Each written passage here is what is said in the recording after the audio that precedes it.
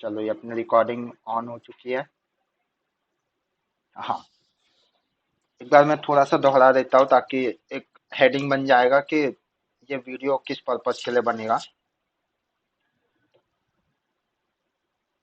तो देखो भाई, इस वीडियो का मतलब आज का अपना टॉपिक है, यहाँ पे अपने को एक हेडिंग रखना है, उसके नीचे में कुछ कार्ड्स रखना है।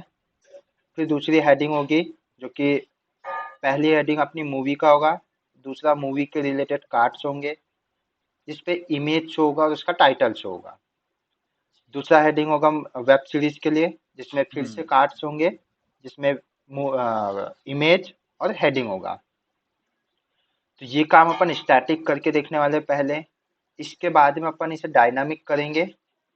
डायनामिक करने के लिए पहले थोड़े कंसेप्ट हम स्टैटिक में क्लियर कर लेते हैं, और हम ये डायनामिक करने से पहले ये देख लेते हैं कि स्टैटिक में शो कैसे होगा।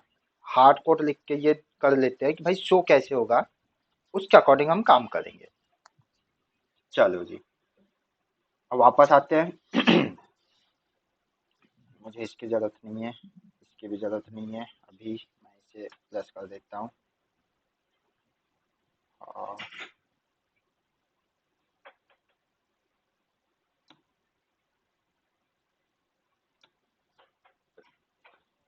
ओके चलो, कुछ ज़्यादा हो गया क्या? ओ भाई, की कर दिया तुझसे। हाँ चलो ठीक है इतना। तो देखो भाई, वापस आते हैं। अब हमारी रिक्वायरमेंट क्या है? जैसे ही सर्वर ऑन हो, मतलब जैसे ये वेबसाइट ओपन होगी अपनी, सबसे पहले उसे, जैसे ही ऑन होगी वैसे उसे यहाँ पे जो हम चाहते हैं वो दिखने लग जाए। तो इसके लिए अब हमने इसमें राउटिंग करके रखा है, और हम चाहते हैं कि भाई जब राउटिंग मतलब जो यूआरएल हो वो ब्लैंक हो, मतलब स्लैश हो। जब स्लैश हो उस टाइम पे हमें यहाँ पे जो हम चाहते हैं वो दिखे। तो इसका मतलब यहाँ पे आ जाओ वापस। अब यहाँ पे देखो भाई, जो राउटिंग हो रही है सबसे पहले पाथ स्लैश, स्लैश किसको डिनोट कर रहा है? रूट को, एकदम रूट को, इस चीज को। इसका मतलब हम अभी जो कोड करने वाले हैं वो इसी स्लैश के पास में करने वाले हैं। और स्लैश के पास में कीवर्ड अपने पास एक इंडेक्स करके है। जैसे इंडेक्स रहेगा तो होम पेज कॉल होगा। तो अपनी अभी जो काम होने वाला है वो होगा होम पेज, होम कंपोनेंट के अंदर पे। क्यों होगा? क्योंकि राउटिंग में हमने यहाँ पे कीवर्ड दिया इंडेक्स।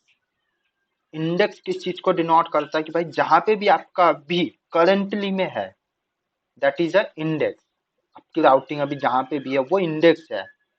तो इंडेक्स जैसे ही मिलता है उसे कौन सा कंपोनेंट कॉल हो रहा है? Home component.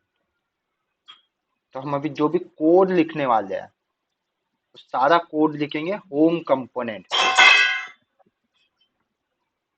यहाँ पे जो भी शो होगा वो कोड हम किस कंपोनेंट पे लिखेंगे? होम कंपोनेंट पे। तो यहाँ पे ये लिखा है, मैं थोड़ा सा चेंजेस कर देता हूँ अभी के लिए, छोटा सा। मैंने यहाँ पे दिया दिस इज होम पेज। बस सिर्फ इतना देता हूँ मैं एक बार। चलो जी, ये शो कर रहा है, काम कर रहा है अभी। आई थिंक मैंने यहाँ पे क्या कुछ साइज वगैरह बढ़ा के रखा है क्या इसका? H1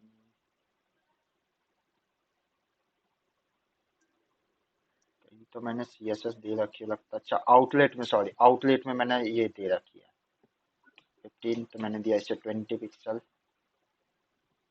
चलो जी हाँ। अब दिस इज अ ऐप, इसको हटा देता हूँ मैं, इसकी अभी हमें जरूरत नहीं है।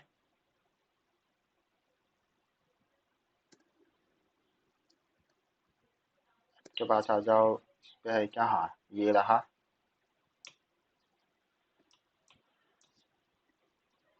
चलो जी, ये हट गया। अब सबसे पहले अपने को क्या करना है, यहाँ पे एक H1 दिखाना है, मतलब हेडिंग दिखाना है जिसपे लिखा होगा मूवीज करके। अब चलो एक ही कंपोनेंट पे काम कर लेते पहले तो अपन। एक ये H1 हो जाएगा, इसके नीचे में मैं एक H2 देता हूँ, मूवीज। अच्छा ये एरर आ रहा है, हु इज रिस्पॉन्सिबल।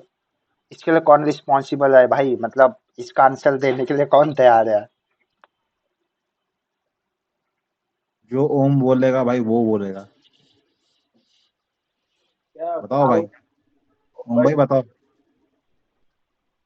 साहब आप बताओ, अपने राधे साहब। हाँ बोलो ना, क्या मतलब मैं ये समझा नहीं था। हाँ देखो, मेरा क्वेश्चन ये है कि मैंने यहाँ पे एक H1 लिखा है, एक एलिमेंट है, दूसरा एलिमेंट है, तो ये एरर क्यों आ रहा है?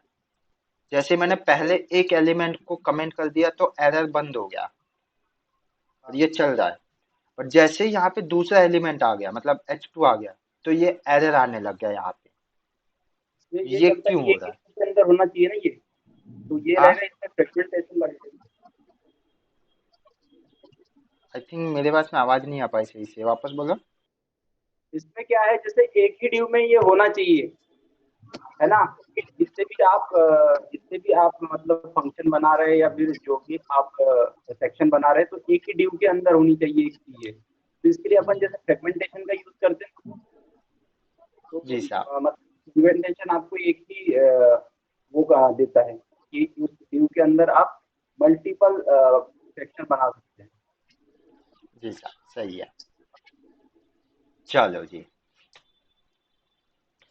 हाँ, अब एरर चला गया। अब मैं चाहता हूँ कि ये जो है this is a heading, this is a home page, ये सेंटर में आ जाए, बीच में आ जाए। तो इसके लिए हम यूज करेंगे CSS। अब यहाँ पे मैं थोड़ा सा CSS को भी इंट्रोड्यूस कर रहा हूँ। अब पूरे वेबसाइट में हम नॉर्मल CSS यूज करेंगे, मतलब जो भी हम बनाएंगे, कोई फ्रेमवर्क यूज नहीं करेंगे। क्योंकि देखो भाई, ये कोर्स मुझे जो बोला गया था, मतलब बोला गया था इन द सेंस, राहुल ने बोला कि भाई मेरे कंसेप्ट थोड़े वीक है, मुझे इसके कंसेप्ट क्लियर करना है। तो हम्म। इसलिए मैं हर चीज बता रहा हूँ इस पे कि भाई हाँ। काम होता कैसे है। और कंसेप्ट ओके। क्लियर के लिए मैं कोई फ्रेमवर्क यूज नहीं कर रहा हूँ, कोई CSS एक्स्ट्रा बाहर से यूज नहीं करेंगे। क्योंकि हम यहाँ पे सिर्फ और सिर्फ हम्म। अपने कंसेप्ट क्लियर के लिए समझ रहे हैं भाई, मतलब जो क्लासेस हो रहे हैं ये सिर्फ ओके। अपने कंसेप्ट को स्ट्रॉन्ग करने के लिए है। तो हम यहाँ पे कोई भी प्री डिफाइन चीजें यूज नहीं करेंगे, हम सारी मैनुअल करेंगे। बस एक मिनट। हम्म।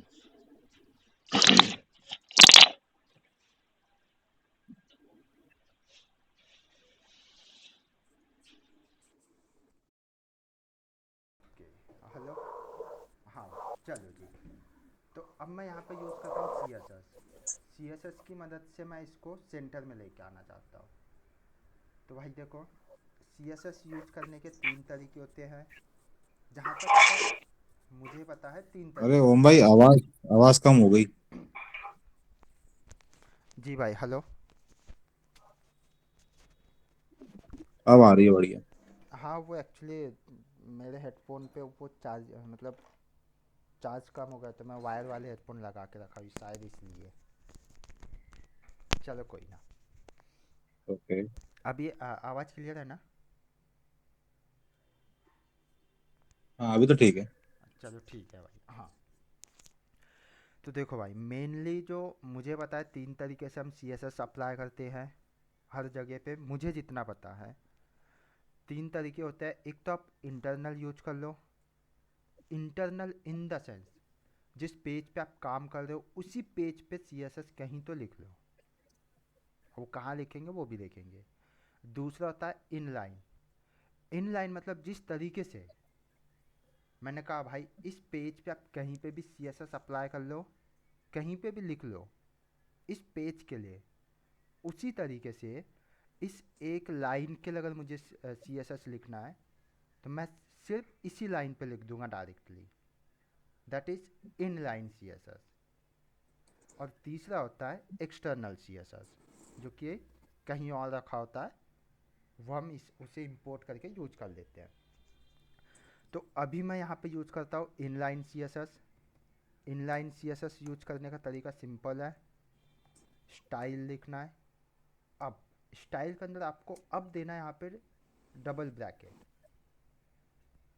अब इसका कोई लॉजिक बताएगा मुझे कि ये डबल ब्रैकेट क्यों देते हैं? थोड़ा सा हिंट अगर किसी को देना JSX। है। जे एस एक्स। और बोलो। हाँ, राहुल कहाँ गया? राहुल। मतलब पहला वाला तो जावास्क्रिप्ट का हुआ, दूसरा वाला JSX का। अ, पहला वाला जावास्क्रिप्ट का हुआ ये, और दूसरा हाँ। जावास्क्रिप्ट का। और कोई? राहुल। राहुल, नहीं, मेरे को नहीं पता। क्या पता है तुझे? राहुल भैया पता नहीं हाँ, क्या कर रहे हैं यार। साइबर से पूरी हैं? रिएक्ट पढ़ लिया, तुझे नहीं पता? नहीं, देखो ये मेरे को हो सकता है इसलिए होता हो क्योंकि अपन जब CSS लगाते हैं अलग से तो वहां पर भी तो अपन कर्ली ब्रैकेट के अंदर देते हैं। अच्छा बेटा। मेरे को ऐसा लगता है। अच्छा बेटा, तो हाँ। एक काम करना, इंडेक्स हाँ, डॉट जो क्लास नेम देते हैं। Index dot H T M L पे डबल करली ब्रैकेट करके यार लिख दे तो JSX का ही तो, JSX का ही तो होता है ना यार शायद। हाँ उसी का है, मैं बता रहा हूँ, चलो जी। हेलो। हाँ हेलो। हाँ। मैं बता रहा हूँ, आ जाओ। हाँ। देखो भाई, होता क्या है, जब मैंने यहाँ पे यूज किया let name equal to Django, अगर मुझे इस वेरिएबल को यूज करना है इस टैग के हम्म। अंदर पे, तो उस टाइम पे हम लगाते हैं सिंगल ब्रैकेट। क्यों लगाते ओके। हैं? इसका रीज़न यह है कि ये है अपना JSX है, और JSX पे हम यूज करना चाहते हैं जावा स्क्रिप्ट। हाँ। वेरिएबल जावा स्क्रिप्ट है, ये जावा हाँ। स्क्रिप्ट का पार्ट है ये। तो जब हम जावा स्क्रिप्ट यूज करना चाहते हैं तो लगाया जाता है सिंगल ब्रैकेट। ये अंडरस्टैंड करता है कि आप सिंगल ब्रैकेट के अंदर हम्म। पे जो यूज कर रहे हो that is the part of Java script, not a JSX। JSX।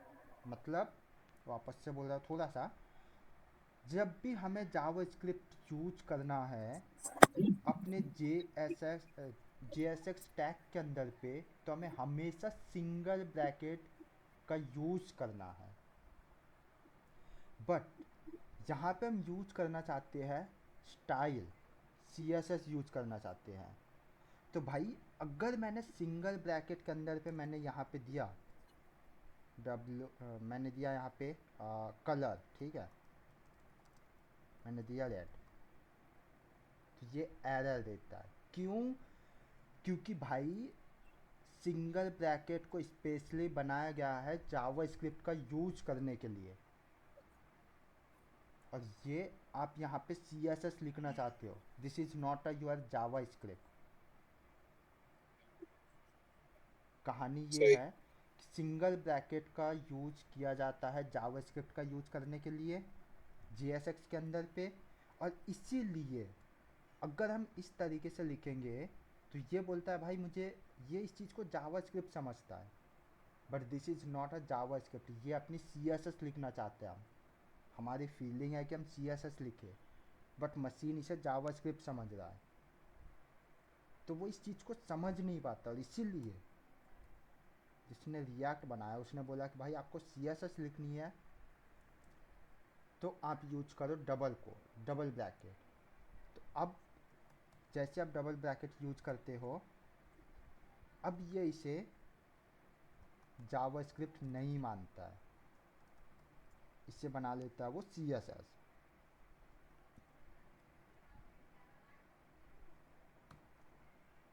आ गया, this is a home page, और रेड कलर आ गया। एक बार रिवाइज सिंपल सा, जब भी आपको जावा स्क्रिप्ट लिखना है तो सिंगल ब्रैकेट यूज करो, जब भी आपको CSS लिखना है तो डबल ब्रैकेट यूज करो, क्योंकि सिंगल ब्रैकेट के अंदर पे वो जावास्क्रिप्ट समझता है और this is not a JavaScript, ये CSS है, इसीलिए हम डबल ब्रैकेट लगाते हैं। इसकी कहानी सिंपल इतनी है। इसमें किसी को कोई डाउट?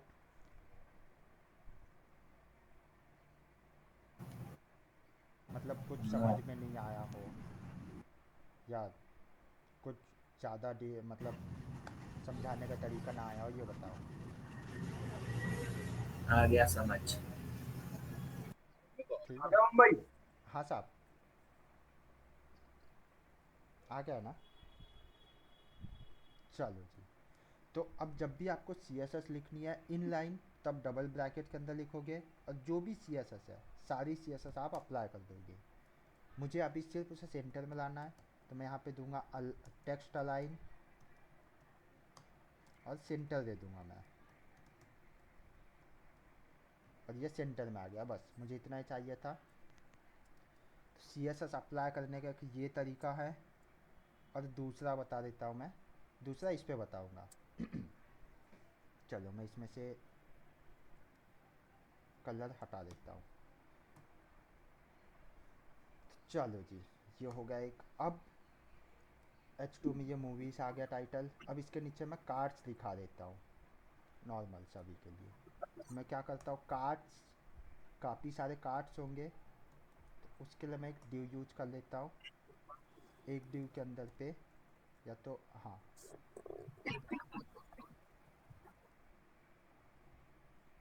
Okay, Ctrl Z।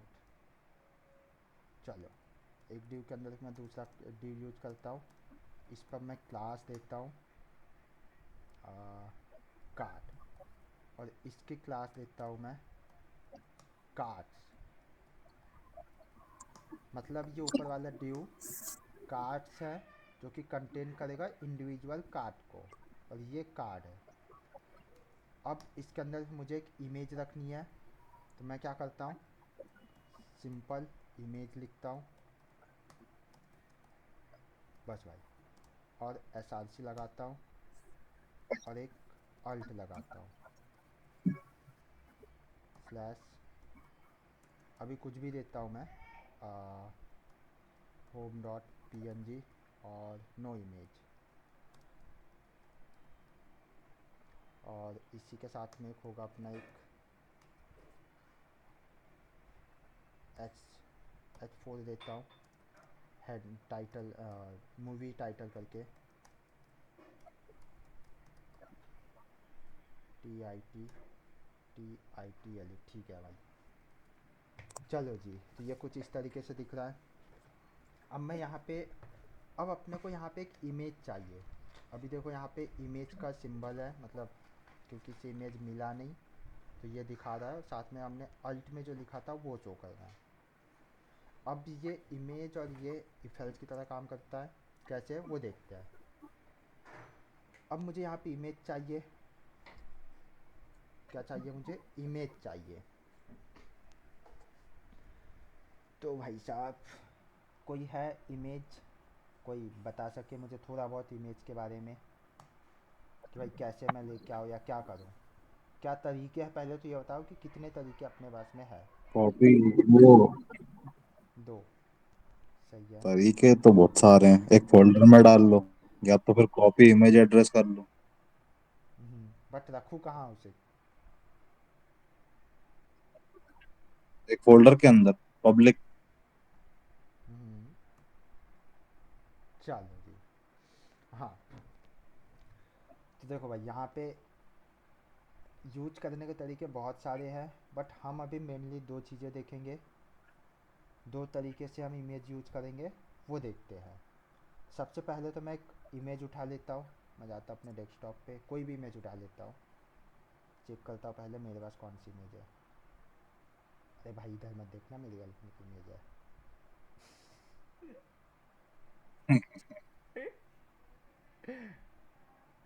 कुछ थोड़ा, ये हाँ ये ये, उठा लो, आखिरी वाली कोई सी। हाँ ये उठाता हूँ मैं। अच्छा ये रही, ये राहुल की इमेज। चलो जी, Ctrl+C के इसे, हाँ। चलो ठीक है, बढ़िया। हाँ, राहुल ने बनाई है भाई इमेज, ये अपना प्रोजेक्ट है। हाँ चलो जी, हाँ अब देखो भाई इमेज हम रख सकते हैं दो जगह पे, मतलब रख बहुत जगह पे रखता है, बट अभी हम जो सीखने वाले हैं वो दो जगह पे रख के सीखने वाले हैं। एक इमेज हम पब्लिक फोल्डर के अंदर पे रख सकते हैं, वो देखेंगे, और दूसरा हम सोर्स फोल्डर के अंदर पे ही इमेज रखेंगे। मैं कंपोनेंट है, कंपोनेंट के अंदर ही पेजेस करके है, मैं यहीं पे बना लेता हूँ एक इमेजेस करके बना लेता हूँ। इमेजेस करके फोल्डर बनाया और इसके अंदर पे रख दिया। चलो जी, अब इसकी ज़रूरत नहीं है। हाँ अब आ जाओ, ये रहा मेरा इमेजेस करके फोल्डर, इसके अंदर पे इमेज है, ये रही भाई इमेज। भाई राहुल तेरी इमेज गायब हो गई, बहुत टाइम लिया इसमें दिखाने में। आ गई आ गई आ गई आ गई। चलो जी, तो अब हम इस इमेज को यूज कहाँ करना चाहते हैं, इस होम कंपोनेंट के अंदर पे, ये अपने पास में इमेज जो है यहाँ पे। तो अब देखो इमेज हाँ अपने पास में एक इमेज फोल्डर के अंदर है, जो कि एक अलग फोल्डर है। सबसे पहले क्या करो, यहाँ पे इंपोर्ट हाँ करो इस चीज़ को। जब भी हम इमेज को सोर्स फोल्डर के अंदर पे रखते हैं, सबसे पहला काम होता है आपका इंपोर्ट करने का। उस इमेज को इंपोर्ट कर लो, जिस भी फाइल पे आप यूज करना चाहते हो उस फाइल में इंपोर्ट कर लो। वही मैं यहाँ पे यूज करता हूँ, इंपोर्ट किया और एक नेम दे दो, कोई भी नेम, कुछ भी दे दो। मैंने दिया IMG, चलो लोगो वन करके इंपोर्ट करो लोगो वन को फ्रॉम किसके पास से। अब यहाँ पे आप पाथ बताओ,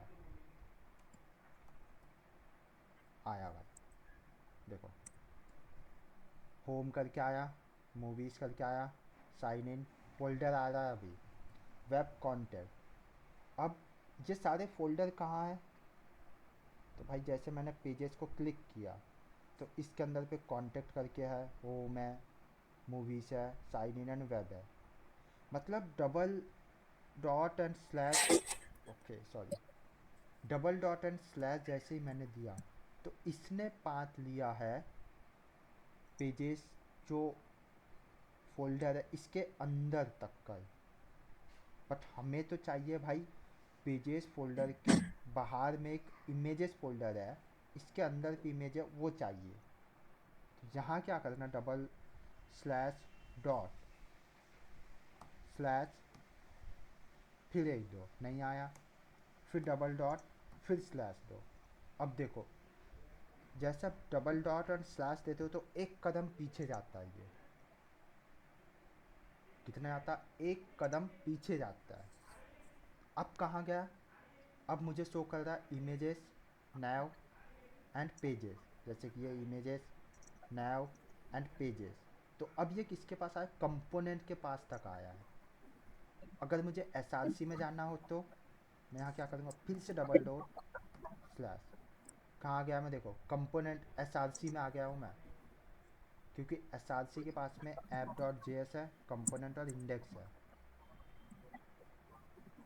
तो जब भी आप अपनी इमेज को कहीं और रखोगे तो आपको इस तरीके से ढूंढना है कि वो इमेज है कहाँ पे।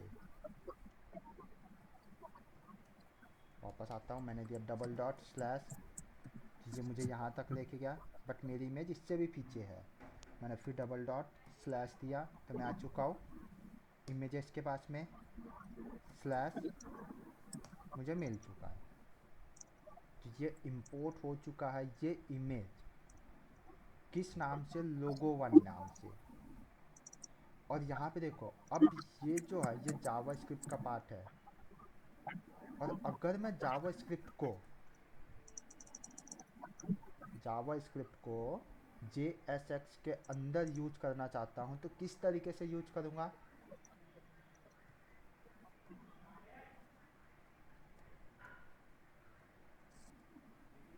सिंगल ब्रैकेट की मदद से। देखो ये जो ब्लर था वो हट चुका है, यहाँ पे भी आ चुका है। और अगर आप यहाँ देखोगे तो कुछ एरर दे रहा है। जस्ट अ मिनट, क्या एरर दे रहा है ये? Module report in top home line number 2। Important body of module runner to top. Okay साहब, इसी में दे रहा है ये एरर, इंपोर्ट करने में एरर दे रहा Import है। आ गया।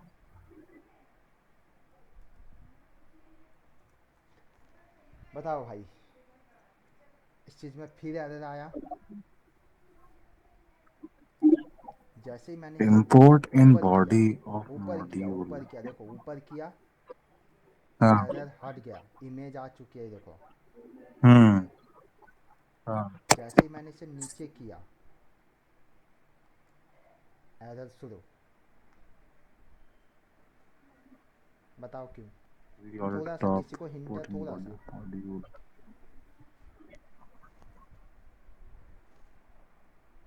क्योंकि let इंसल्ट तो जाएंगे, ठीक है, तो यूज भी नहीं करा अपन ने। भाई जिसको भी अरे थोड़ा कोई बहुत रूल होगा ना, आइडिया लग रहा रूल है नहीं है कि क्या कोई सा ऐसा? हम्म मेरे को लग रहा है रूल होगा कि इम्पोर्ट ऊपर ही करना होता होगा। भाई रूल है तभी तो एरर दे रहा है ये ये। import हमेशा टॉप पर ही होता हो शायद। बट क्यों? हम्म मेरा क्वेश्चन तो ये है ना कि टॉप पे ही क्यों होता है। ये तो हमने समझ लिया कि भाई ये नीचे रहता है तो ये एरर हाँ देगा। जैसे हमने ऊपर दिया तो एरर नहीं दे रहा, आउटपुट भी शो कर रहा है। हाँ बट जैसे ही इंपोर्ट नीचे हम्म आ गया तो ये एरर क्यों दे रहा है, यही तो हमें समझना है क्यों। हाँ important body। हम्म किसी को भी थोड़ा सा आइडिया लग रहा है तो बताओ, नहीं तो फिर मैं बताता हूँ। चलो जी मैं बताता हूँ। let my मैं बताऊँ? हम्म चलो मैं बताता हूँ। देखो बोलो बोलो बोलो। अब क्या हुआ था, पिछले साल मेरे यहाँ पे ना मेरे मामा की शादी हो रही थी, तो मैंने ठीक है। इनवाइट किया मेहमानों को, सभी मेहमानों को, जितने भी रिश्तेदार थे, जिन्हें ओके जिन्हें मैं जानता था उन सभी को इनवाइट किया। और मेरे घर पे ठीक। चेयर सिर्फ 10 थे, और 10 ही मेहमानों को मैंने इम्पोर्ट मतलब इनवाइट हम्म किया था। तो दसों के दसों मेहमान आ गए, ठीक। दसों के दसों मेहमान आए और 10 चेयर पे बैठ गया। ओके तो ठीक है भाई, कोई दिक्कत नहीं, 10 आ गए, ओके 10 चेयर पे बैठ गए, सब सही हो गया। दूसरा सिनेरियो सेम वही, 10 मेहमानों को इनवाइट किया शादी में आने के लिए, दसों के 10 आए। बट मेरे घर पे एक बच्चा था, उसने क्या किया, एक चेयर पे जाके बैठ गया। तो एक मेहमान अभी भी खड़ा है, ओके एक मेहमान अभी भी खड़ा है, हाँ उसे चेयर नहीं मिला। तो भाई वो मेहमान हम्म, है, वो आया है अपने बुलाने पे, और तुम अगर उसे चेयर नहीं दोगे तो वो बुरा मानेगा? क्योंकि भाई तुम तो घर पता पे। चले आएगा, सही बात है। हाँ, तो यही है इस पे भी हो रहा है। भाई जब तुम बाहर से अगर किसी चीज़ को अपने पास यूज करना चाह रहे हो और उसे तुम इंपोर्ट कर रहे हो, तो भाई पहले बाहर हाँ वाले को तो प्रायोरिटी दो। हम्म पहले जितने भी बाहर से आ रहे हैं उनको लेके आ जाओ। क्योंकि ये लेट नेम, ये जो कोड है ये तो हाँ भाई इसी पेज का है, ये कोड कहीं बाहर पेज का नहीं है, बट ये तो बाहर से आ रहा है ना। तो जिस तरीके से मेहमान था उसी हाँ तरीके से रिएक्ट ने, और जितने भी लैंग्वेजेस होते हैं, मोस्टली लैंग्वेजेस में देखना, सारे लैंग्वेजेस रिकमेंड करते हैं कि भाई जब आप इंपोर्ट करते हो कहीं और से, ये स्ट्रांगली रिकमेंड होता है कि इंपोर्ट सबसे टॉप में ही करो, उसके बाद में अपना कोड ओके। लिखो। ये उसका रूल होता ही है कि भाई जब भी आप इंपोर्ट करो टॉप में करो, बाकी आप जो भी कोड लिख रहे हो वो आप इंपोर्ट के बाद में करो। तो इसका सिंपल इतना फंडा है। तो ये भी रिकमेंड कर रहा है। रिएक्ट बोलता है कि भाई इंपोर्ट कर रहे हो आप, टॉप में करोगे तो मुझे कोई इशू नहीं है, बट वही अगर आप कहीं और नीचे में इंपोर्ट करते हो तो मुझे दिक्कत है, और इसलिए वो एरर देने लगता है। अभी कोई एरर नहीं है। ओके हाँ, तो इतना समझना है कि जब भी इंपोर्ट करेंगे भाई टॉप में इंपोर्ट करेंगे। चलो जी, थोड़े थोड़े से चीज़ें समझो। बाकी तो भाई अब एग्जैक्ट जो इसका रीज़न है वो तो मुझे भी नहीं पता, बट मैंने समझने के लिए थोड़ा रीजन बताया कि ऐसा कुछ है। चलो जी, ओके हमने यहाँ पे एक इंटरनल सीएसएस यूज की है, इनलाइन सीएसएस। अब मैं चाहता हूँ इस इमेज पे इंटरनल सीएसएस यूज करो। क्या? Internal CSS. तो इसके लिए मैं क्या करता हूँ, सीएसएस ऊपर कहीं लिख लेता हूँ। मैंने दिया भाई लेट, मैं क्या देना चाहता हूँ, फर्स्ट सीएसएस। अच्छा, मैं उसे विड्थ देना चाहता हूँ, img विड्थ, क्योंकि कुछ ज़्यादा बड़ा है तो मैं हाइट और विड्थ सेट करना चाहता हूँ इमेज की। तो मैंने एक वेरिएबल लिया लेट, इस पे ऑब्जेक्ट फॉर्म में बनाना है। जब भी आप CSS लिखो इंटरनल CSS तो ये बनेगा ऑब्जेक्ट फॉर्म में। क्यों, वो भी बताता हूँ। मैंने दिया विड्थ, भाई इसकी विड्थ जो है 200 पिक्सल आ जाए, एंड इसकी हाइट जो है HEIGHT,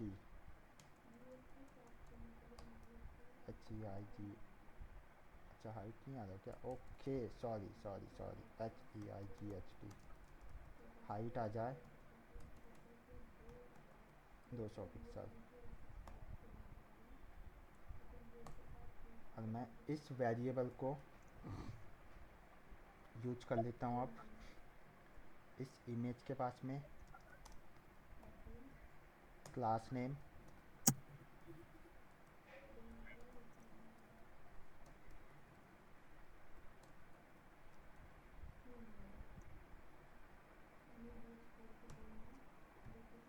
ओके, एक minute, just a minute. Class name, चलो ठीक है भाई, तो भी सही है। दे दिया मैंने 200 पिक्सल। WIDTH विड्थ,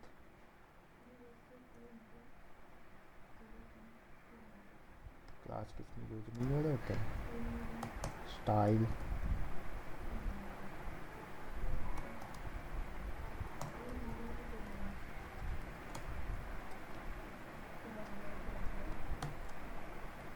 हो जा भाई, इसकी क्या दिक्कत हुआ। अच्छा सिंगल लगाना। हाँ, नहीं हाँ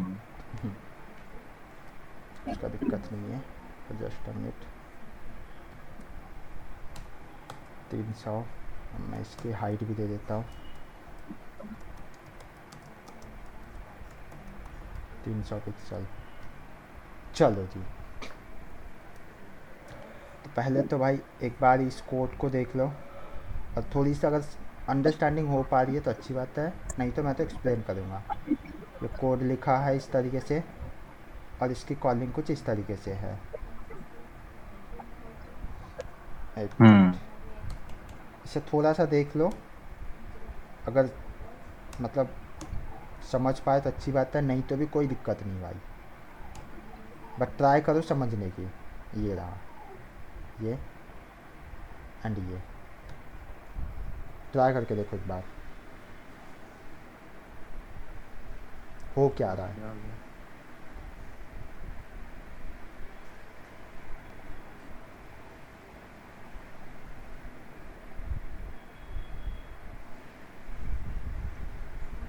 राहुल क्यों शांत है भाई आज? राहुल भाई तेरे बिना यार आज सूना सूना लग रहा है। राहुल भैया आज आ गया समझ। आ गया, चल ठीक है। यस, ये बात चल भाई राहुल समझा, एक्सप्लेन कर, हेलो, एक्सप्लेन चलो कर, चलो चलो चलो चलो एक्सप्लेन कर। क्या एक्सप्लेन करूँ यार? जो समझ में आया वही। देख मेरे को ये समझ आया कि अपन ने सबसे पहले लेट और imgw करके एक अपन ने वेरिएबल लिया, हम्म, ठीक है। ठीक। बस इस चीज में वो कंफ्यूजन है कि इसको अपन ऑब्जेक्ट बोल सकते हैं क्या? हाँ हाँ तो ऑब्जेक्ट ही बोलते हैं। क्यों नहीं? imgw नाम का ऑब्जेक्ट हुआ जिसमें अपन के की वैल्यू, ये अपनी हो गई विड्थ 300 px, हाइट हो गई 300 px, है ना। ये जो ये एक JSX है, मतलब JS में लिखा है, अपन ने JS में लिखा है, तो imgw जो वेरिएबल है उसको अपन ने यहाँ पर दे दिया स्टाइल के अंदर, सिंगल कर्ली ब्रैकेट के अंदर। अगर अपन को डायरेक्ट लगानी होती है CSS तो अपन जो है डबल कर्ली ब्रैकेट के अंदर अपन CSS लिख देते, यही वाली जो ऊपर दे रखी है विड्थ हाइट, तो वो तब भी हो जाती बस। ठीक है, क्या क्या बात है। सही है भाई। एक और क्वेश्चन का आंसर दे दे मुझे कि ये सिंगल कर्ली ब्रैकेट में क्यों यूज किया अपन ने और इसी में क्यों यूज किए।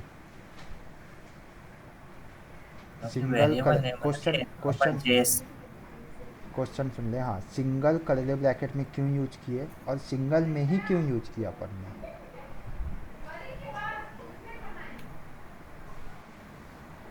कि जेएस में है, लिख रहे हैं इसमें अपन कोड, और ये जो वेरिएबल है वो जेएस का है ना, जावास्क्रिप्ट का। सही है, समझ गया। चलो जी, सही आंसर है भाई। इतना डरता क्यों है यार तू। यहाँ कौन तेरे को, मैं कौन सा आई तेरे एम को। बिगिनर, अपन डरता है या तो अभी राजेश अपन सर भी नहीं नहीं, जाता। या तो राजेश सर भी नहीं है। सर ने डरा रखा है ना पहले से ही, कौन से सर राजेश ने। सर का खौफ है अभी तक। अरे राजेश अरे अरे राजेश सर राजेश का। सर का खौफ है। अरे भाई भाई भाई। चलो जी, चलो वापस आ हाँ जाओ। देखो, हाँ मैं एक बार एक्सप्लेन कर देता हूँ। देखो भाई, इसे समझने के लिए पहले जावास्क्रिप्ट में ऑब्जेक्ट क्या होते हैं ये आपको पता होना चाहिए। जावास्क्रिप्ट में या किसी में भी तो अंडरस्टैंडिंग हो जाएगी, ऐसे भी आ जाएगा, कोई इशू नहीं है। देखो, ऑब्जेक्ट क्या करता है किसी भी लैंग्वेज में। ऑब्जेक्ट हमेशा की और पैर में ही होता है। की और पैर इन द सेंस, अगर हम्म। ये की है तो इसकी रिस्पेक्टिव वैल्यू होती है। ये की इसके रिस्पेक्टिव वैल्यू है। तो हमने यहाँ क्या किया, एक ऑब्जेक्ट बना लिया है imgw नाम का। ऑब्जेक्ट के अंदर हमने की दे रखी है विड्थ, और उसकी वैल्यू दे रखी है 300 पिक्सल। फिर हाइट दे रखी है और उसकी वैल्यू दे रखी है 300 पिक्सल। और इस वेरिएबल को हमने, अभी इतना समझो, इस वेरिएबल को हमने JSX के अंदर पे यूज किया है। ये एक ऑब्जेक्ट तरीके का वेरिएबल है, ये जावास्क्रिप्ट का वेरिएबल है, और इसीलिए हमने यहाँ पे सिंगल ब्रैकेट में यूज किया है, क्योंकि हम यहाँ पे वेरिएबल को यूज कर रहे हैं, और इसीलिए हमने सिंगल ब्रैकेट में यूज किया। अब यहाँ तक का तो ठीक है। तो फिर भाई ये CSS की अप्लाई कैसे हो रही है। अगर मैं अभी, जैसे मैंने बोला कि ये की है इसकी वैल्यू है, ये की है इसकी वैल्यू है, तो भाई ये इसमें CSS की तरह अप्लाई कैसे हो रही है। तो इसका आंसर है, हमने यहाँ पे एक एट्रीब्यूट दिया है स्टाइल। स्टाइल एक एट्रीब्यूट है। स्टाइल क्या करता है, स्टाइल के पास में जो भी चीज़ें होती है, चाहे तो डायरेक्ट दो या इनडायरेक्ट, उन चीज़ों को, उन की और पैर को वो कन्वर्ट कर लेता है CSS में। तो इस वेरिएबल में क्या मिला उसको, विड्थ मिला, उसकी वैल्यू मिली, हाइट मिली है, उसकी वैल्यू मिली है। तो यहाँ पे ये इनडायरेक्टली CSS अप्लाई हो रहा है, इनडायरेक्टली CSS अप्लाई हो रहा है। और यहाँ पे CSS इसीलिए अप्लाई हो रहा है क्योंकि हमने style tag equal to style जो है एट्रीब्यूट, इस एट्रीब्यूट की वैल्यू हमने ये दे रखी है img विड्थ, और इसके अंदर पे की और पैर में वैल्यूज हमने विड्थ एंड उसकी वैल्यू, हाइट एंड उसकी वैल्यू दे रखी है। इसका पीछे का तो सिर्फ वेट को, हाँ, ऑब्जेक्ट है ना, तो सिर्फ वेट को एक्सेस करना है, इसमें वेट को सिर्फ करके दिखाना। हाइट हटा दो, नहीं हटाना नहीं है, रहना चाहिए, लेकिन अपन को वेट वही चाहिए एक्सेस। बस। ओके बेटा,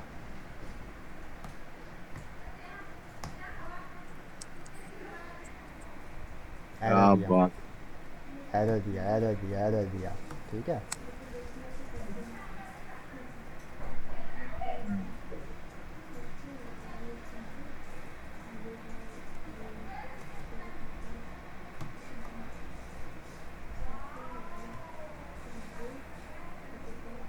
नहीं अभी अप्लाई नहीं हुआ। Wait a minute, wait a minute. Question सही है बापू तेरा। क्वेश्चन तो लिया खतरनाक। वेट अ मिनट, रीडिंग ये ठीक है। Can not is property undefined. Okay साहब, एंड विड्थ। देख भाई अप्लाई तो इसी तरीके से होगा ये, बट स्टाइल ठीक है, ठीक है। Props expected mapping. some mapping from stuff data string for example। अच्छा मैं कुछ और भी यूज़ कर सकता हूँ ना, तुझे वृत्ति चाहिए ना उसकी राहुल? कर तो सकता है, लेकिन मेरा मतलब रहता है ऑब्जेक्ट है तो अपन इस तरह से क्यों नहीं कर पा रहे जैसे करते हैं ऑब्जेक्ट को। इस तरीके से नहीं कर पाएंगे अभी, उसका ऑब्जेक्ट रीज़न से। भी दे रहा हूँ, रीज़न भी दे रहा हूँ। हम्म।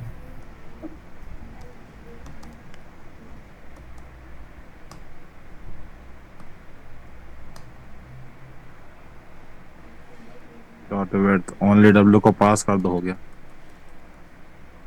Wait a minute, wait a minute, फिर भी आधा दिया इसने। Wait a minute, style props expect mapping.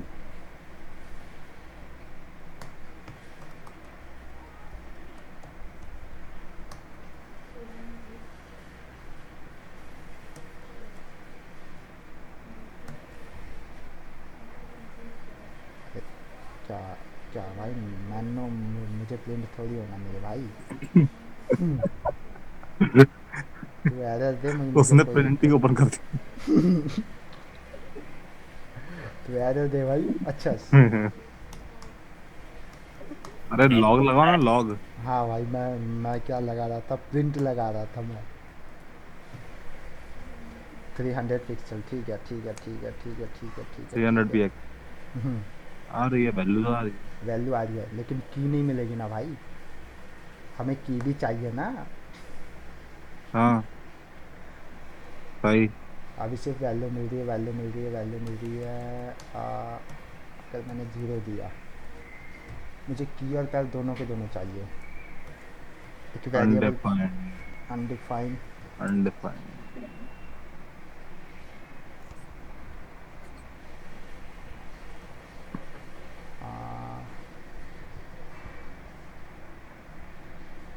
वो लगाए क्या यार, फॉरेन लूप लगाना है क्या?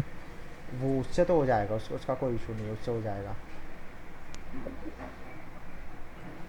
हाँ।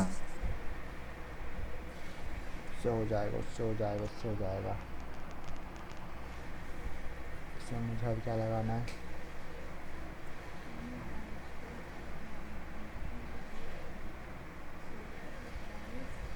सोचो भाई, सोचो, दिमाग के पूरे दौड़ाओ।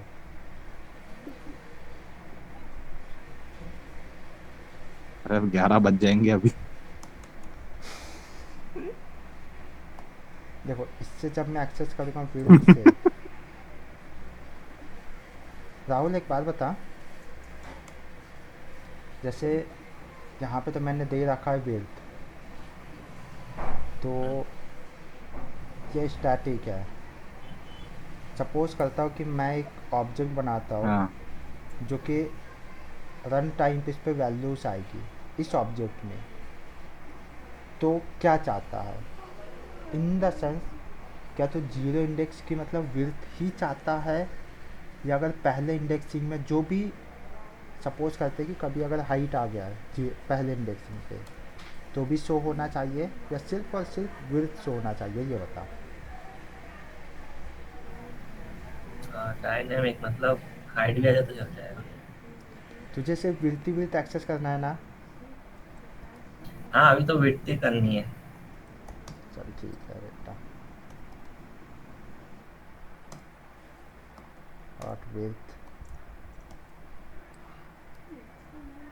इक्वल टू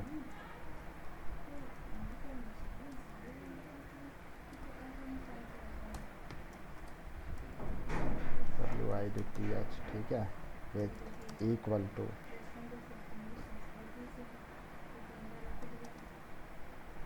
W डॉट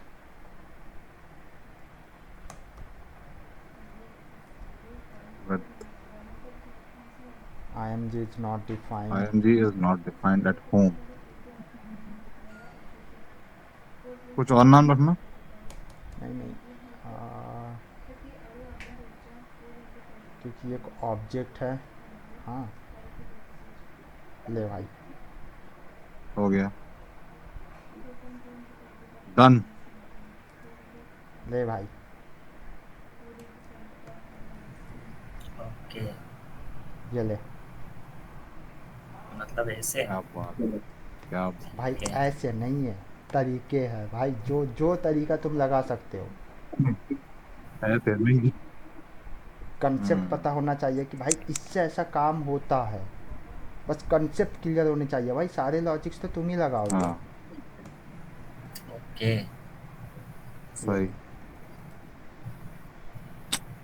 सही सही सही।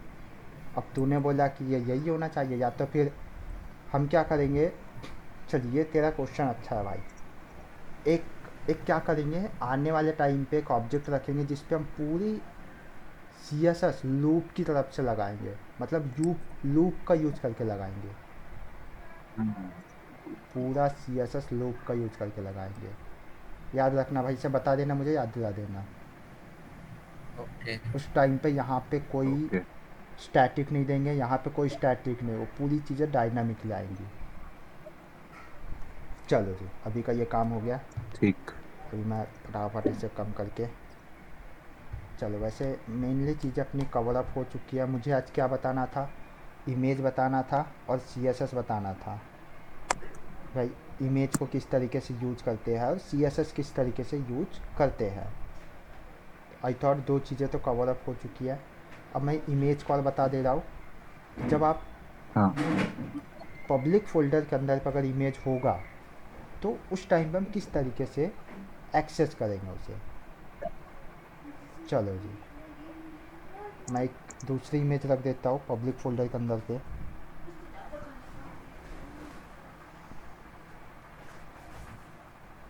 अच्छा मैं कहाँ जा रहा हूँ, राहुल अपनी पिक्चर दे देना यार एक आध, ताकि आप यूज कर सकूँ तेरे पिक्चर। मेरी नहीं, यश की करना है। यश, यश लड़का। अरे हमारे आज का जो हीरो हैं प्रोजेक्ट भैया। हो रहा है इनका, इतना अच्छा हम प्रेजेंटेशन हो रहा है इनका, साइबर वाले डाल रहे हैं हमारे वीडियो भैया बना हैं, रहे हैं। प्रेजेंटेशन हो रहा है। हमारे भैया हीरो हैं। हाँ भाई, चलो जी, ये रहा अपना पब्लिक। इसके अंदर से मैंने एक इमेज डाल हीरो दी की है, फोटो लगेगी। IMG1। ठीक है। अब मैं इसे एक्सेस करके बताता हूँ। तो नॉर्मली इस पर कोई चेंजेस नहीं करेंगे। मैं इसी के जगह पे एक और नया ड्यू बना लेता हूँ, card to due class card. भाई हाँ साहब, हेलो भाई, मैं कह रहा हूँ कि एक एरे बना लेते। एरे बनाएंगे ना। अभी तो एरे नहीं भाई, अपन एरे वगैरह नहीं नहीं बनाएंगे। मतलब हाँ, हाँ किस लिए एरे, किस लिए बताओ। ओके। नहीं मतलब जो डेटा अपन यहाँ भी दिखा रहे हैं उसको अपन एक एरे में डाल के मैप करा लेते। हाँ वो कर, हाँ हाँ सही है भाई, वो भी करवा देते हैं। बस थोड़ा पहले ये पहला पेज करवा देते हैं, मतलब नॉर्मल तरीके से हाँ कर लेते हैं। फिर एरे वगैरह का भी यूज़ करते हैं, क्योंकि एरे ऑब्जेक्ट यूज करेंगे उसके बाद में अपन डेटाबेस पे जाएंगे। एरे के अगर कंसेप्ट क्लियर नहीं होंगे तो ओके। डेटाबेस से उस टाइम पे भाई फिर दिक्कत होगा। जब हम बैकएंड से डेटा उठा के यहाँ दिखाएंगे तो दिक्कत होगा फिर, हाँ बिल्कुल। क्योंकि उस टाइम पे अपना को एरे थोड़ा क्लियर होना चाहिए, ऑब्जेक्ट क्लियर होना चाहिए, लूप क्लियर होना चाहिए। If hmm. एल्स कंडीशन अगर क्लियर होंगे तो मज़ा आएगा फिर काम करने में। हाँ तो वो भी कर लेंगे, पहले पहला स्टेप सही। करते हैं। चलो जी, मैं यहाँ पे एक और कर देता हूँ अभी वेब सीरीज़ करके। और यहाँ पे भी मैं वही IMG रख लेता हूँ भाई साहब, क्योंकि मुझे इमेज दिखानी है, और SRC दे देता हूँ। अब दूसरी इमेज जो मेरे पास में है वो है पब्लिक फोल्डर के अंदर पे img1.png करके।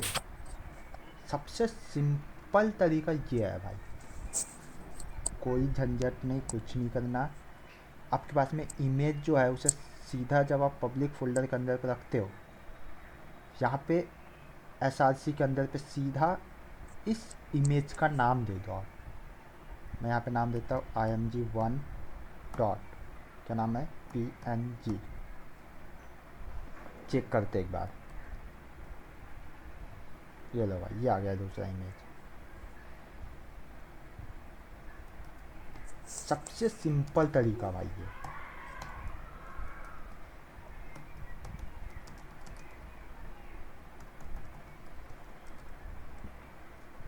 ये लो भाई, ये आ चुका है दूसरी इमेज। अब इस कोड को देखो एक बार, थोड़ी सी अंडरस्टैंडिंग करो, फिर मैं बता रहा हूँ कि ये काम कैसे कर रहा है।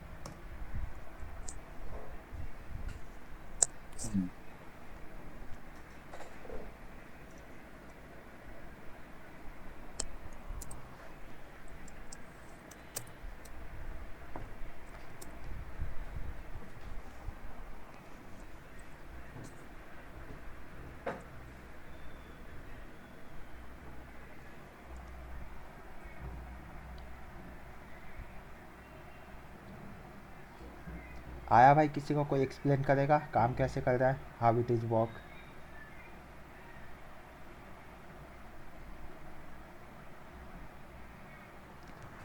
कौन सा वाला पार्ट? ये वाला, सिर्फ ये वाला दूसरा इमेज एक देखो। इमेज लगाई, उसको स्टाइल दिया।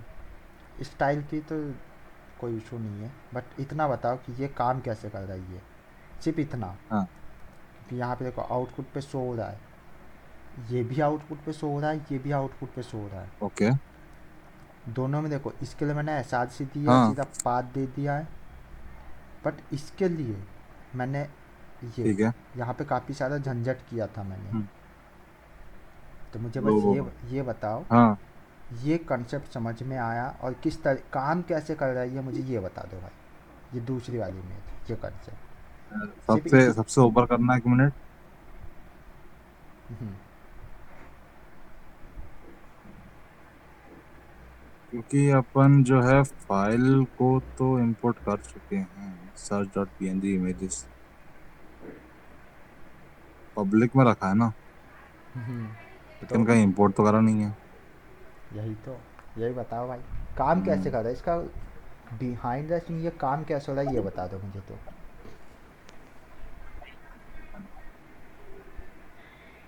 जिसे भी इमेज पता है पब्लिक बता दो फोल्डर भाई। से उठा। राहुल और आप उनके राधे साहब, थोड़ी से कंसेप्ट अगर पता हो तो राहुल बताओ। भैया हाथ खड़ा करो जल्दी से।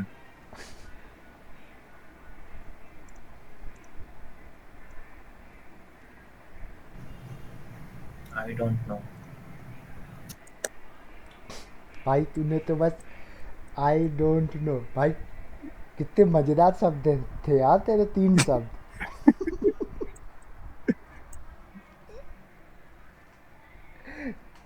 चलो जी मैं बताता हूँ। देखो भाई, ये कंसेप्ट बहुत ही सिंपल कंसेप्ट है, ये सबसे ज़्यादा यूज भी यही होता है, बट ये सिक्योर नहीं होता है। जब कोई भी डेवलपर अपनी या कोई हैकर अपनी इस वेबसाइट को हैक कर लिया, नॉर्मली आसानी से देख लेता है कि इमेज क्या है, कहाँ है और क्या इस पर रखी है। ये सब दूसरी बात है, मैं बताता हूँ अभी कि काम कर कैसे रहा है। भाई देखो, इसके लिए थोड़ी सी चीज़ें आपको ये पता होनी चाहिए। ये कंपोनेंट है और इस कंपोनेंट के अंदर में मैंने यूज किया है रिटर्न। तो जहाँ से भी ये कंपोनेंट कॉल बिल्कुल। हुआ है, रिटर्न के अंदर जितनी भी चीज़ें हैं सभी को लेके जाता है वो, जहाँ से ये कॉल हुआ है उस जगह पे। अब ये कॉल कहाँ से हुआ है, ऐप के अंदर गया है, के जहाँ से अंदर। कॉल हुआ है, क्योंकि अभी इंडेक्स में से कॉल हो रहा है, अभी कोई अपनी स्ट्रिंग दे के कॉल नहीं हो रहा है, इंडेक्स में से कॉल हो रहा है। जैसे ही ये कॉल हुआ होम कंपोनेंट, इस कंपोनेंट के अंदर पे जो भी चीज़ें हैं सारी की सारी चीज़ों को इस जगह पे लेके आ गया ये। अब ये ब्राउज़र आउटिंग भी किसी एक कंपोनेंट के अंदर है, ऐप कंपोनेंट के अंदर, ऐप और के ये अंदर। भी रिटर्न हुआ है। तो भाई ये ऐप के हम्म, पास में कौन आया है, होम आ गया। अब जबकि ये ऐप खुद ही एक कंपोनेंट है, ऐप के पास ऐप खुद ही रिटर्न कर रहा है, तो ऐप के पास में जो भी चीज़ आए वो सारी चीज़ें रिटर्न होके जाएगी। कहाँ जाएगी, जहाँ से ऐप कॉल हुआ है। और ऐप कहाँ से कॉल हुआ है, ऐप कॉल हो रहा है index.js में से। अब जबकि इसके अंदर index.js, सब कुछ रखा हुआ है। ठीक है, index.js ये खुद भी रेंडर हो रहा है, ये खुद भी रेंडर हो रहा है, ये खुद किसी के पास से, ये खुद किसी और के पास में गया, और ये किसके पास जा रहा है, रूट के पास में। और रूट क्या है, document dot create root ID, कहाँ है ये रूट नाम की आईडी, कहाँ पे है, ये है भाई पब्लिक के पास में, index.html के पास में। तो इनडायरेक्टली क्या हो रहा है, सारा का सारा कोड, सारा का सारा कंपोनेंट यहाँ पे आ रहा है। तो भाई जब सारा कंपोनेंट यहाँ आ गया, किसके पास, पब्लिक के पास में, तो भाई आपको पब्लिक के पास में तो इमेज 1 भी है। तो जब पूरा कोड यहीं आ गया तो आपको कौन सा इधर उधर पाथ देना, आपको सीधा इस इमेज का नाम लिख देना है। जैसे, क्योंकि देखो भाई पूरा कोड उठ के यहाँ पे आ रहा है, इस बात को भूलना नहीं। कॉलिंग होते होते पूरा कोड यहाँ पे आ रहा है। पता है अभी क्या हो रहा था, मैं यहाँ पे नहीं था, मैं नागपुर में था, तो मैं स्कूल जाता था भाई, मतलब 12th तक का बस में जाया करता था। मैं चलता था आगे वाले गेट से या कभी कभी बीच वाले गेट से। अब मैं बीच वाले गेट से चढ़ा, ओके। कंडक्टर आया, भाई पीछे जा, ठीक हाँ, है, थोड़ा पीछे गया, अगले स्टॉप पे गया, ठीक। फिर उसने बोला भाई और पीछे जा, मैं और पीछे गया, अगले स्टॉप पे गया, फिर उसने बोला भाई और पीछे जा, क्योंकि लोग आते जा रहे हैं, मेरे बाद में और भी लोग चलते जा रहे थे। मैं धीरे धीरे पीछे पीछे पीछे एकदम बैक में पहुंच जा रहा, एकदम पीछे में पहुंच जा रहा हूँ। मतलब देख रहे हो हाँ, भाई, मैं बैठा बीच वाले गेट से था मेरे स्टॉप पेशेंस। से, बट एंड स्टॉप तक पहुंचते पहुंचते मैं पीछे चला गया, पीछे चला गया। तो भाई मैं पीछे में जो कांच होती है उसको आसानी से टच कर पा रहा हूँ, जबकि जहाँ से मैं चला था हाँ, बीच गेट में, मेरे स्टॉप से जहाँ से मैं चला था बीच गेट में, वहाँ से पीछे वाले कांच को टच करना मेरे लिए बहुत मुश्किल था, क्योंकि पीछे वाला जो होता है ना इमरजेंसी या जो भी हो, हाँ, वो बहुत दूर था। बट धीरे धीरे आगे बढ़ते बढ़ते मेरे को पीछे धक्का दिया गया, तो अब मैं टच कर पा रहा हूँ पीछे वाले कांच को। मतलब सीधा सिंपल ये है भाई,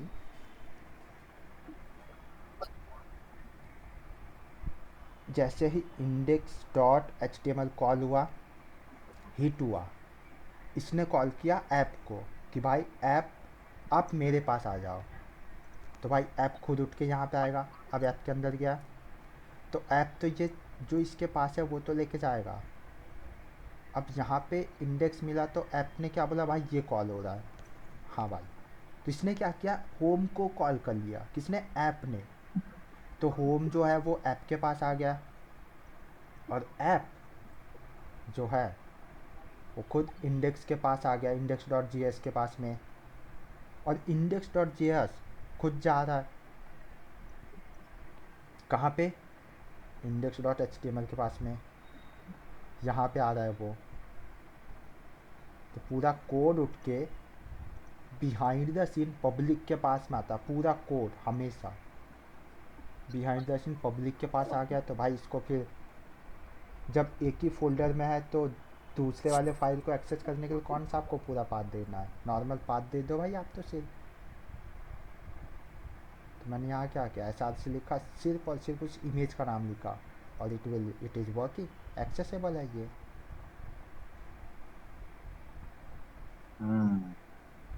सिंपल इतना समझो कि भाई चल ठीक है, नाइस। ठीक है, ठीक है भाई, देख, यस, तू अभी देख भाई, तू जहाँ पे भी है, तेरा घर कहाँ है मुझे अभी तो नहीं पता, मैंने तुझे बुलाया कहाँ पे, MP नगर पे आ जा, तू MP नगर पे आएगा। ठीक। अब तूने क्या किया कि भाई मेरे साथ में दोस्त राहुल है तो मैं राहुल को भी बुला लेता हूँ, तूने राहुल को बुलाया, ठीक है। राहुल तेरे पास आया, तू मेरे पास आया, हाँ तो भाई हाँ इनडायरेक्टली तो मैंने ठीक। तो सिर्फ तुझे बुलाया, लेकिन राहुल भी मेरे पास आ गया ना। मैंने तुझे हाँ बुलाया, तूने राहुल को बुलाया, राहुल तेरे पास आया, तू मेरे पास आया, तो भाई तुम दोनों तो मेरे पास और पहुंच ही गए ना। तो जब पूरा कोड ही index.html के पास आ गया, सही बात है। तो इस इमेज के लिए अलग से पाथ कौन सा देना है, फिर सीधा पाथ बता दो उसे, नाम ही दे दो उस इमेज का, हाँ एक्सेसिबल हो जाएगा वो। बस भाई इतना ही है। बिल्कुल। हाँ ये थोड़ा समझाने में गड़बड़ हो गया, बट तरीका यही है भाई। अब थोड़ा अब थोड़ा अपने लिए अपने तरीके से समझ जाओ कि काम कैसे करना है। चलो जी, क्लियर हुआ। अरे भाई बिल्कुल भाई, और बताओ भाई जो नहीं किस होगा आजा वो समझाएगा तो। बताओ भाई किसी को और कोई डाउट, क्योंकि आज की क्लास यहीं पे एंड करते हैं, काफ़ी सारी चीज़ें होगी आज। मतलब भाई देखो, इमेज हमने देख लिया दो तरीके से, CSS हमने देख लिया किस तरीके से होगा, तो हाँ मोस्टली अपनी दो चीज़ें कवर अप हो चुकी है। तो यहाँ पे मैंने बोला था कि एक कार्ड्स और बनाना है, तो यहाँ पे डिस्प्ले फ्लेक्स लगा देना, तो ये कार्ड्स और टाइटल और भी आप आ जाएंगे ऐसे। बट मेरा एम था कि इमेज यूज कैसे हो रहा है, कहाँ से काम चल रहा है वो बताना था, पब्लिक के अंदर रखेंगे तो कैसे एक्सेस होगा वो बताना था, CSS किस तरीके से देंगे वो बताना था। तो ये चीज़ें हो चुकी है। इसमें बताओ किसी को कोई डाउट या कुछ समझ में ना आया हो आज के कोड में, तो बताओ। अगर आ गया हो तो अच्छी बात है भाई, नहीं आया तो आगे आने वाली वीडियोस में समझ लेंगे। ओके। समझ में आ गया मतलब, चले फिर। हाँ, अभी तक हाँ का तो आ लग रहा गया आ आ गया गया। समझ। हाँ भाई, बस एक दो बार काम करके देख लेना तो और समझ में आएगा, क्योंकि मेरा कम्युनिकेशन इतना अच्छा नहीं है तो समझाने में मुझे दिक्कत जाता है, ये मैं मानता हूँ भाई, मैं इस चीज़ को एग्री हाँ करता हूँ। भाई समझ में तो आता है। अरे हम लोग को आया था भाई, अपन अपने ही है। बस भाई, तो फिर चलो जी, फिर आज की क्लास यहीं पे एंड करते हैं। कल क्या करेंगे वो बता देता हूँ ठीक है, मैं। बताओ। अब देखो भाई, कल हम्म, इमेजेस भी आ चुकी है अपने पास में। हम्म, हाँ चलो चलो ठीक है, कल मैं फॉर लूप चलाएंगे और इफ एल्स कंडीशन चलाएंगे इसी जगह पे, ठीक क्योंकि है। मुझे और भी कार्ड्स यहाँ पे शो करवाने हैं।